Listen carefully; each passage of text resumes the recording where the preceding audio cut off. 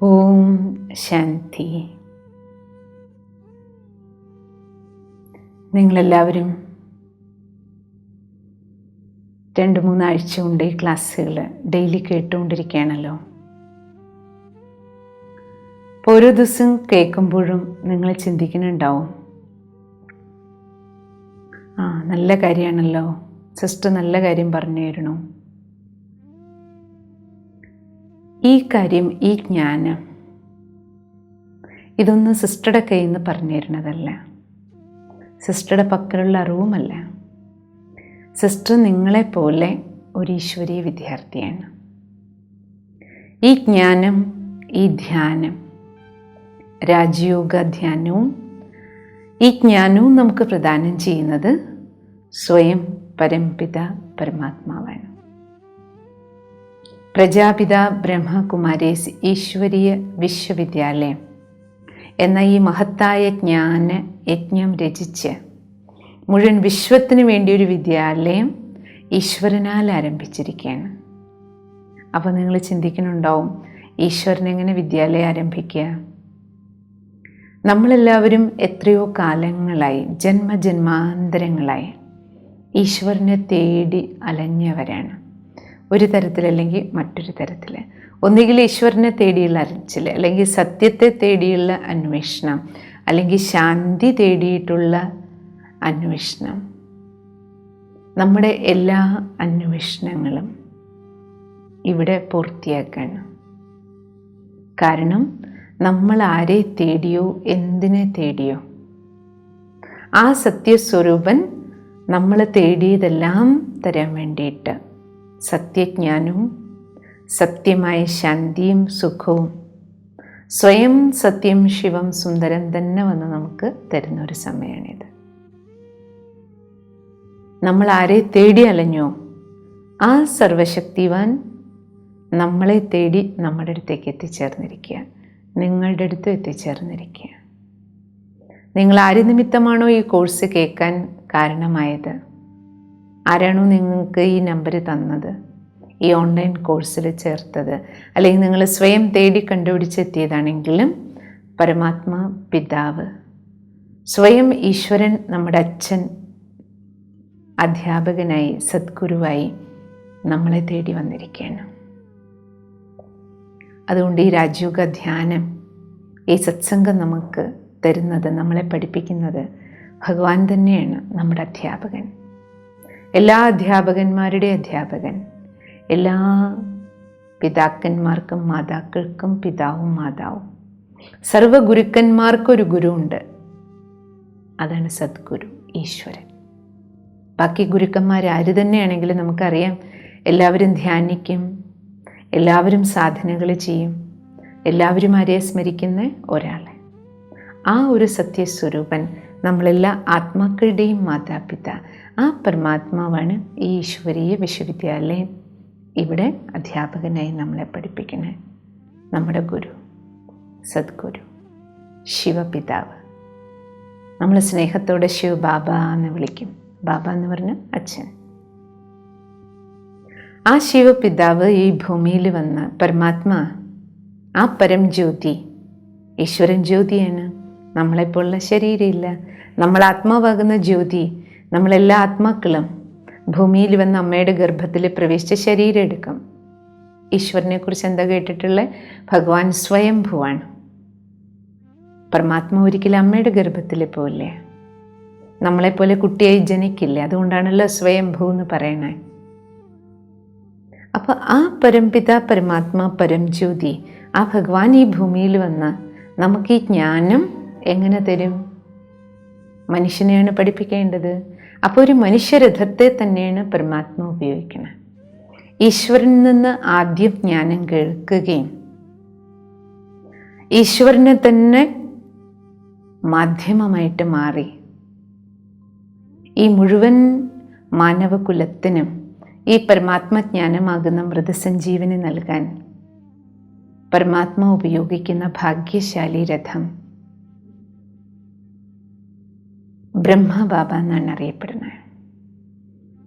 1936 കാലഘട്ടത്തിൽ ഹൈദരാബാദിലെ സിന്ധ് പ്രവിശ്യയിലുണ്ടായിരുന്ന ദാദാ ലേഖരാജ് എന്നറിയപ്പെട്ടിരുന്ന ഒരു വജ്രവ്യാപാരിയും സമ്പന്നനും സർവഗുണ സമ്പന്നനും, സ്വത്തിൻ്റെ രീതിയിൽ കോടീശ്വരൻ, ഗുണങ്ങളുടെ കാര്യത്തിലും സമ്പന്നൻ, ആദർശധീരൻ,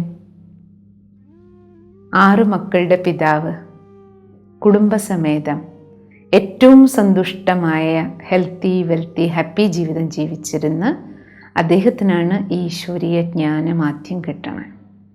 അദ്ദേഹമാണ് പരമാത്മാവിൽ നിന്ന് ആദ്യ ജ്ഞാനം ശ്രവിക്കുന്ന അർജുനൻ. പരമാത്മാ ഈ ജ്ഞാനം നൽകുമ്പോൾ അർജുനനെ പോലെ ആദ്യം കേൾക്കുകയും പിന്നെ സ്വയം ഭഗവാൻ ആ അർജുനിലൂടെയാണ് ഈ ഈശ്വരീയ ജ്ഞാനം തൻ്റെ രഥമാക്കി മാനവരാശിക്ക് മുഴുവൻ പ്രദാനം ചെയ്യുന്നത്. അങ്ങനെ ശിവപരമാത്മാ പരംജ്യോതി ബ്രഹ്മബാബയിലൂടെ ദാദാ ലേഖരാജിന് പരമാത്മ നൽകിയ നാമകരണമാണ് ബ്രഹ്മ. ഈ ഈശ്വരീയ വിശ്വവിദ്യാലയത്തിൽ എല്ലാവരും അദ്ദേഹത്തെ ബ്രഹ്മ ബാബ എന്ന് വിളിക്കാൻ തുടങ്ങി. ബാബ മീൻസ് ഫാദർ, അലൗകികമായ ഒരച്ഛൻ. പരമാത്മ ശിവബാബ, ബ്രഹ്മബാബ അലൗകിക പിതാവ്. അദ്ദേഹം ഈ ഈശ്വരീയ ജ്ഞാനം ശ്രവിച്ചിട്ട് ആത്മജ്ഞാനം കിട്ടിയപ്പോൾ സ്വയം ഞാൻ ആത്മാവാണെന്ന് അഭ്യസിച്ചു. ഭാര്യയെ കൊണ്ടും മക്കളെ കൊണ്ടും മരുമക്കളെ കൊണ്ടും എല്ലാം കുടുംബസമേത ആദ്യം അദ്ദേഹം കുടുംബത്തിലിരുന്നുകൊണ്ട് ആധ്യാത്മിക സാധന ചെയ്തു.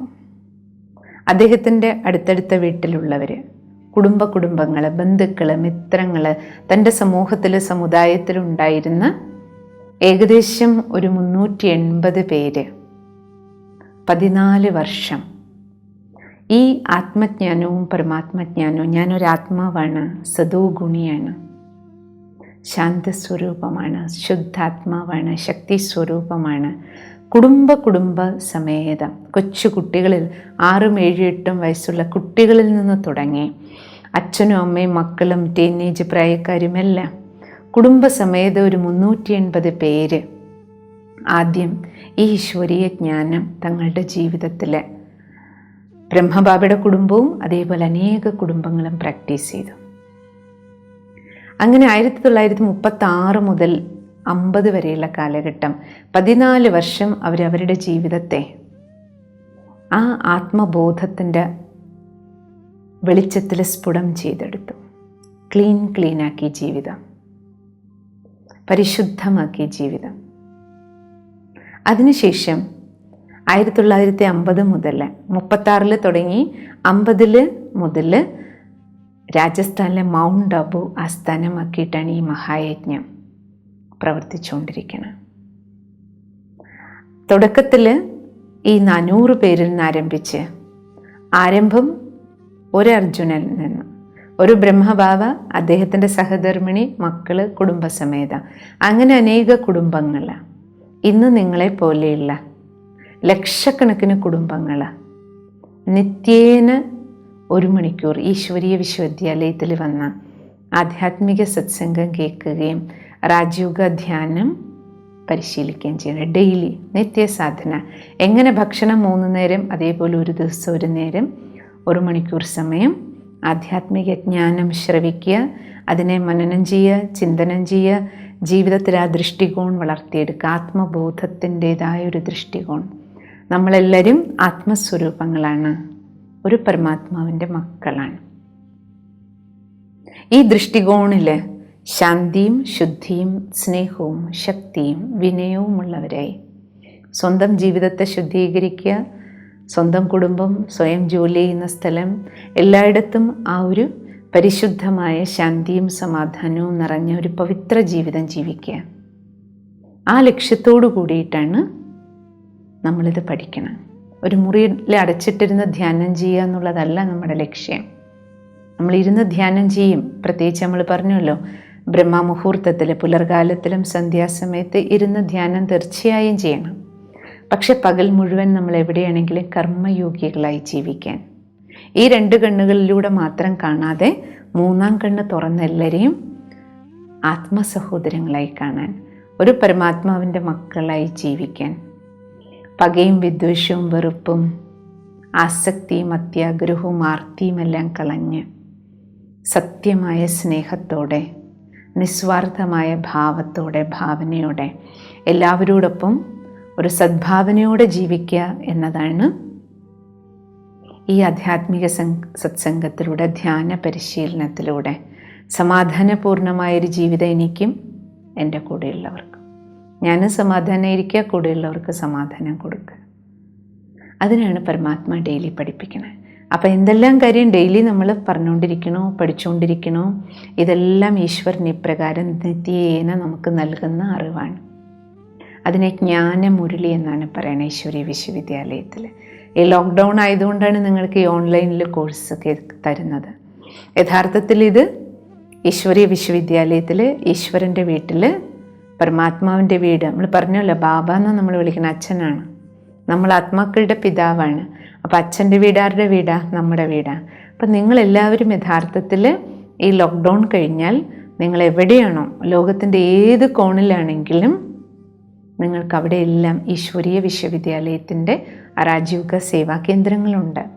ലോക്ക്ഡൗൺ കഴിഞ്ഞ് നിങ്ങൾക്ക് പോകാൻ കഴിഞ്ഞാൽ അവിടേക്ക് സെൻറ്ററിൽ വിളിച്ച് ചോദിച്ചാൽ നിയറസ്റ്റ് സെൻറ്ററിൻ്റെ അഡ്രസ്സ് നിങ്ങൾക്ക് നെറ്റിൽ നിന്ന് കിട്ടും. അല്ലെങ്കിൽ നിങ്ങൾ ഈ ഓൺലൈൻ കോഴ്സിൻ്റെ അതേ നമ്പറിൽ വിളിച്ച് ചോദിച്ചാൽ നിയറസ്റ്റ് സെൻറ്ററിൻ്റെ നമ്പർ, അഡ്രസ്സ് നിങ്ങൾക്ക് പറഞ്ഞു തരും. നിങ്ങൾ നേരിട്ട് അവിടെ പോകാം, നിങ്ങൾക്ക് അവിടെ നിന്ന് കേൾക്കാം, പഠിക്കാം. അവിടെ സെൻറ്ററിൽ പോയി നിങ്ങൾ ഡെയിലി പഠിക്കുകയാണെങ്കിൽ നമുക്ക് സന്മുഖത്തിരുന്ന് ഇതേപോലെ നമ്മളെപ്പോലെയുള്ള ഇൻട്രസ്റ്റഡ് ആയിട്ടുള്ള, ലൈക്ക് മൈൻഡഡ് ആയിട്ടുള്ള, നന്മ നിറഞ്ഞ സാത്വിക ജീവിതം ജീവിക്കുന്ന അനേക സഹോദരങ്ങളോടൊപ്പം ഇരുന്ന് നമുക്ക് പഠിക്കാം. ഒരു ഗ്രൂപ്പിനോടൊപ്പം ഒരുമിച്ചിരുന്ന് പഠിക്കുമ്പോൾ നമ്മുടെ ഉള്ളിൽ നല്ല ഉന്മേഷവും ഉത്സാഹവും ഉണർവും ഉണ്ടാവും. രാജീവ് സേവാ കേന്ദ്രങ്ങളിൽ സിസ്റ്ററെ പോലെ ധാരാളം സഹോദരിമാർ, അനേക സഹോദരന്മാർ, അമ്മമാർ നിങ്ങൾക്ക് കണ്ടുമുട്ടാം.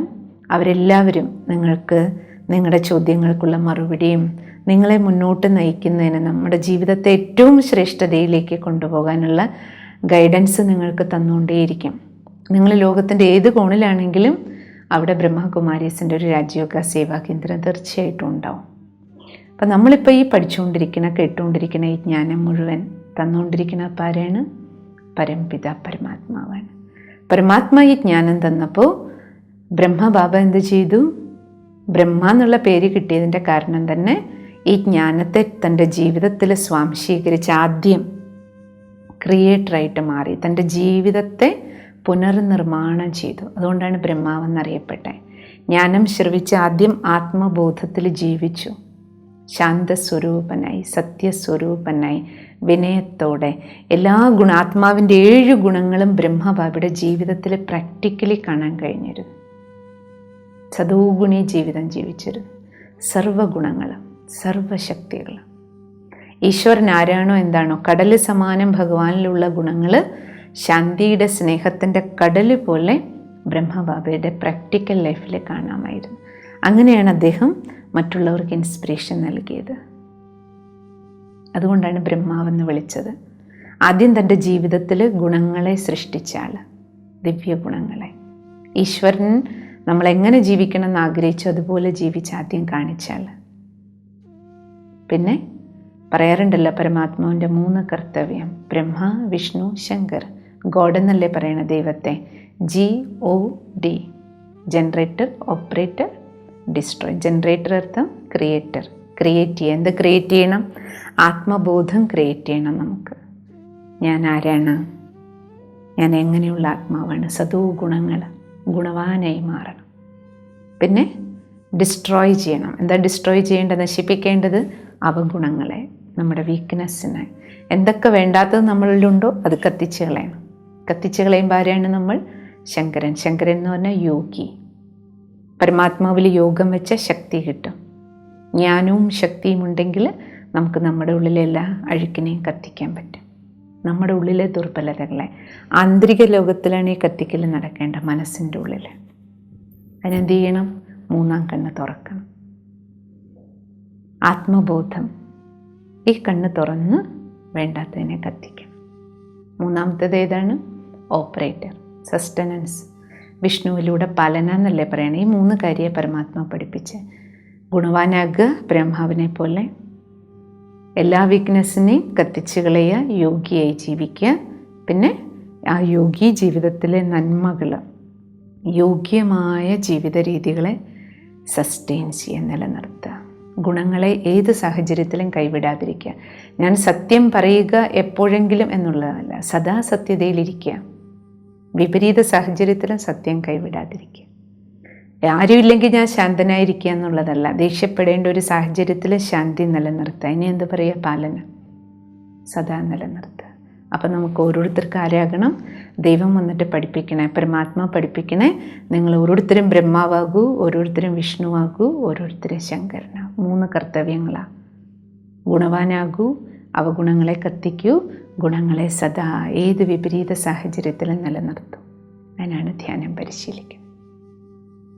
ഇത് നമ്മൾ ഡെയിലി ഇനി നാളെ മുതൽ നമ്മൾ കേൾക്കുന്ന ബാക്കി ക്ലാസ്സുകളും ഇതുവരെ കേട്ടതും ഇനി നമ്മൾ എന്തെല്ലാം കേൾക്കുന്നു അപ്പോഴൊക്കെ ഈ ഓർമ്മ ഉണ്ടാവണം. പരമാത്മാവാണ് ടീച്ചർ.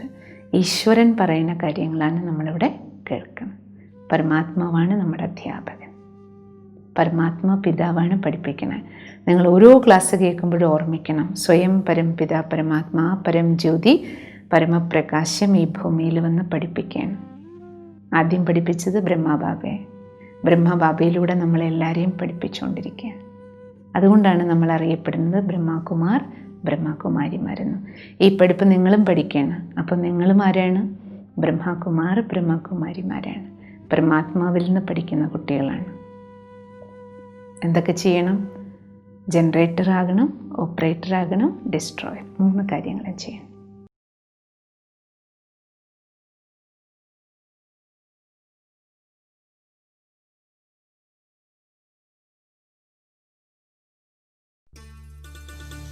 ഓം ശാന്തി.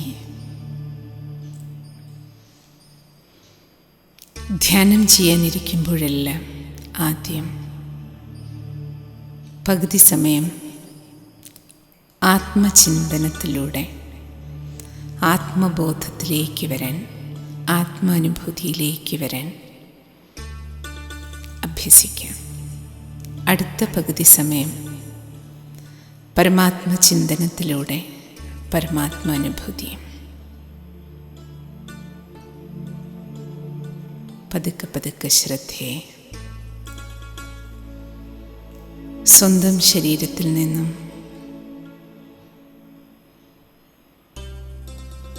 ശരീരവുമായി ബന്ധപ്പെട്ട എല്ലാ ചിന്തകളിൽ നിന്നും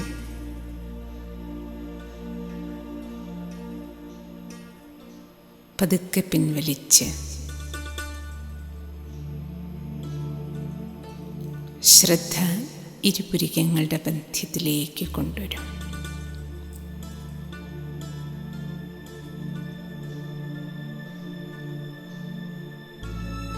പുരികമധ്യത്തിൽ തിളങ്ങുന്ന ആത്മചൈതന്യത്തെ കാണും.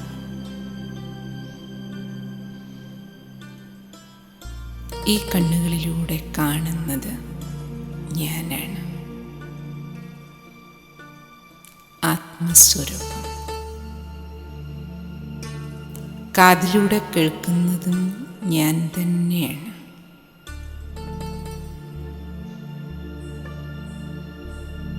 വായിൽ കൂടി സംസാരിച്ചുകൊണ്ടിരിക്കുന്നതും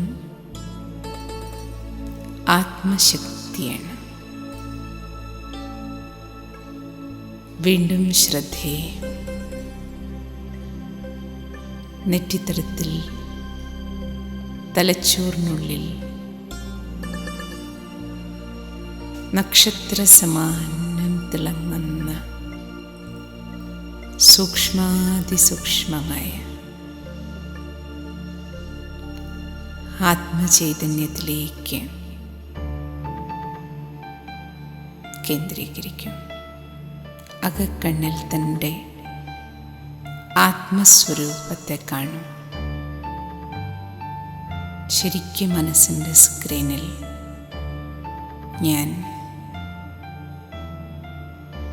കണിക പോലെ, അതിസൂക്ഷ്മ കണിക പോലെ വെളുത്ത പ്രകാശം ചിതറുന്ന ആത്മനക്ഷത്രത്തെ കാണുകയാണ്.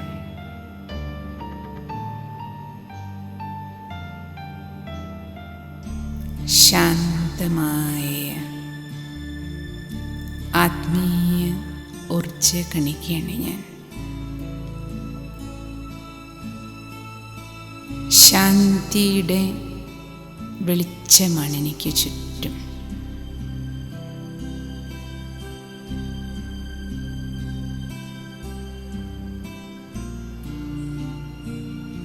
സ്നേഹം നിറഞ്ഞ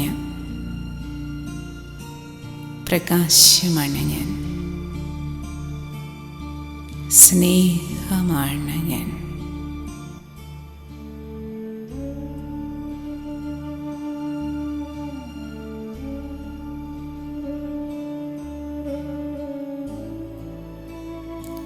ശക്തി സ്വരൂപമാണ് ഞാൻ. ശക്തിശാലിയായ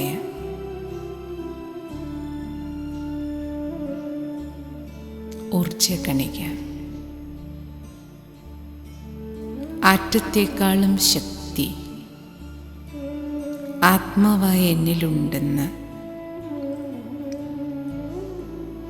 തിരിച്ചറിയുകയാണ് ഞാൻ.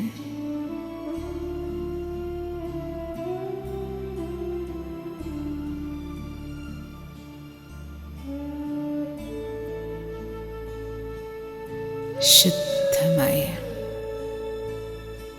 പരിശുദ്ധമായ ദിവ്യപ്രകാശ കണികയാണ് ഞാൻ.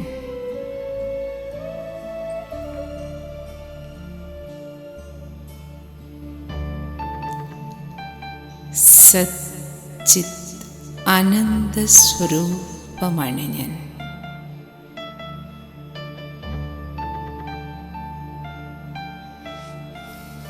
ജ്ഞാനപ്രകാശമാണ് ഞാൻ.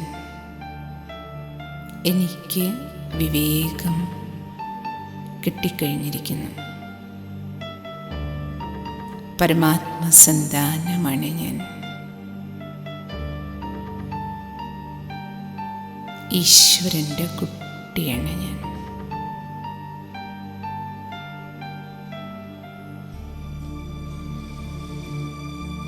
എൻ്റെ സർവബന്ധുവുമായ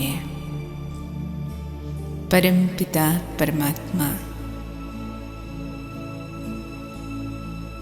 സർവശക്തിവാനാണ്.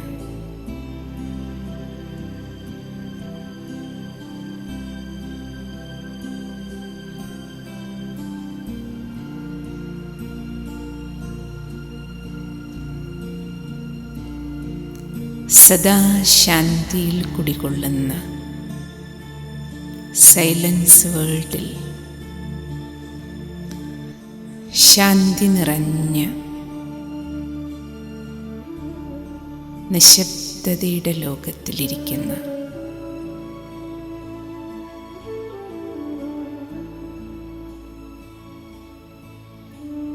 സർവേശ്വരൻ്റെ അരികിലാണ് ഞാനിപ്പോൾ.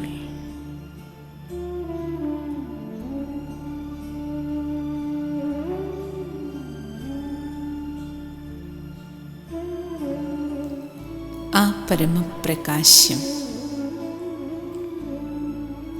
മുഴുവൻ വിശ്വത്തിൻ്റെ നാഥനാണ്.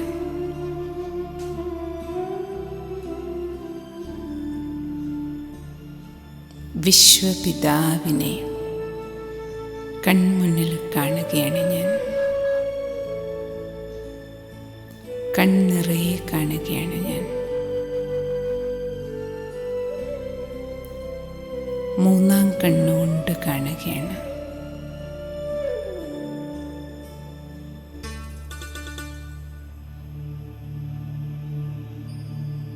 ഭഗവാന്റെ സുന്ദരമായ രൂപം,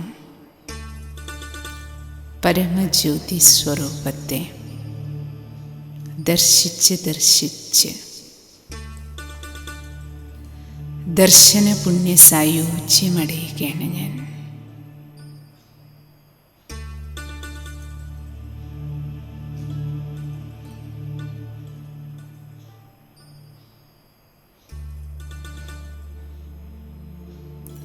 പരംജ്യോതി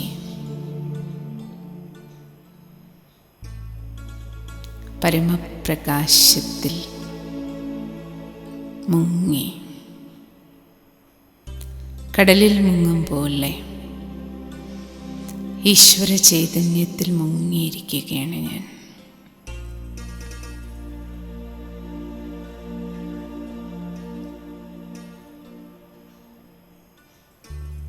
പരമാത്മ ചൈതന്യം പരമപ്രകാശമായ നിലയിലേക്ക്, ആത്മാവായ നിലയിലേക്ക് നിറഞ്ഞ്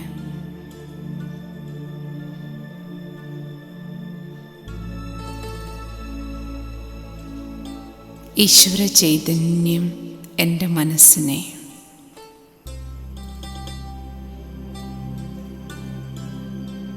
ആനന്ദം നിറയ്ക്കുകയാണ്. പരമമായ ആനന്ദം, ഈശ്വരീയ ആനന്ദം.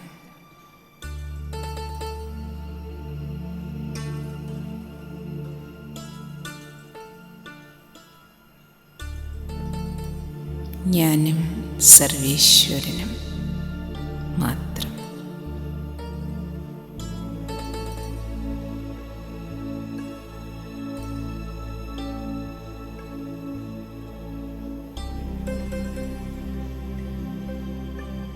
എൻ്റെ ജന്മജന്മാന്തര ഇച്ഛ പൂർത്തീകരിക്കപ്പെടുകയാണ് ഇവിടെ. പരമാത്മദർശനത്തിനുള്ള ഇച്ഛ,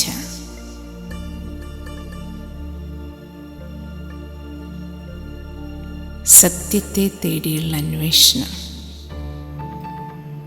ശാന്തി തേടിയുള്ള അലച്ചിലെല്ലാം അവസാനിച്ചിരിക്കുന്നു. പരമസത്യത്തിൻ്റെ ദർശനം എൻ്റെ മനസ്സിൽ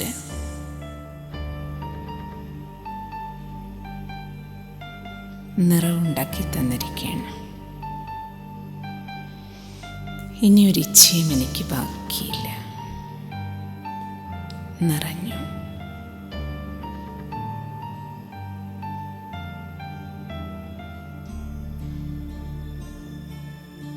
ആ നിറവിൻ്റെ ഫീലിങ്ങോടെ ഭഗവാനിൽ നിന്ന് കിട്ടിയ വെളിച്ചം സർവർക്കും കൊടുക്കാനായി കർമ്മക്ഷേത്രത്തിലേക്ക്, ശരീരത്തിലേക്ക്